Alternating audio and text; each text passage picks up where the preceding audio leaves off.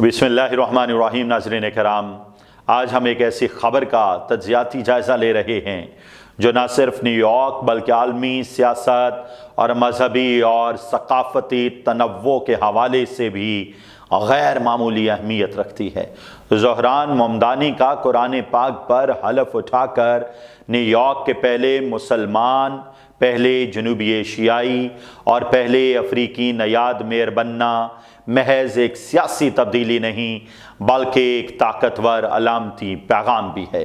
اس حلف برداری کا انداز، مقام اور وقت، یعنی آدھی رات کو سٹی ہال کے نیچے ایک طویل عرصے سے بند سب وے اسٹیشن میں تقریب اس بات کی نشاندہی کرتا ہے کہ نئی قیادت خود کو روایتی سیاست سے ہٹ کر عوامی، علامتی اور شمولیتی انداز میں پیش کرنا چاہتی ہے۔ اگر ہم مذہبی زاویے سے دیکھیں تو قرآن پاک پر حلف اٹھانا نیو یارک کی سیاسی تاریخ میں ایک نیا باب ہے۔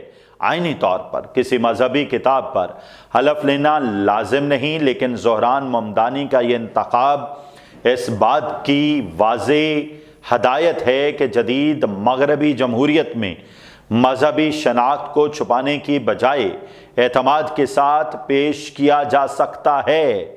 ان کے استعمال کیے گئے دو قرآن، ایک ان کے دادا کا اور دوسرا صدیوں پرانا عوامی نسخہ، یہ پیغام دیتے ہیں کہ ان کی سیاست ذاتی تاریخ اور عوامی خدمت کے امتزاج پر مبنی ہے۔ ناظرین کرام، اس واقعے کا سب سے بڑا اثر نیو یارک کے مسلم شہریوں پر پڑتا ہے جو برسوں سے شہر کی معیشت، ثقافت اور سماجی زندگی کا اہم حصہ ہیں، مگر اقتدار کے اعلیٰ ترین منصب تک رسائی اب ممکن ہوئی ہے۔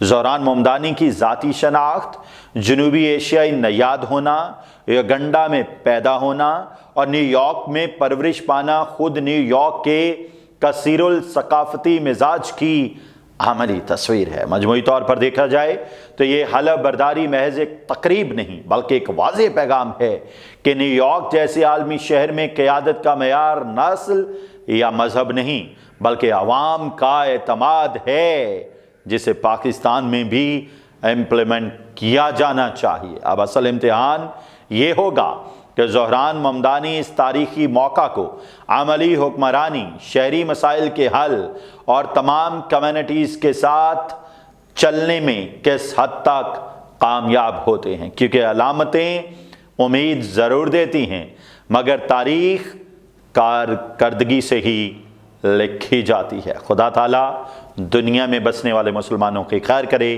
اجازت دیجیے، اللہ حافظ۔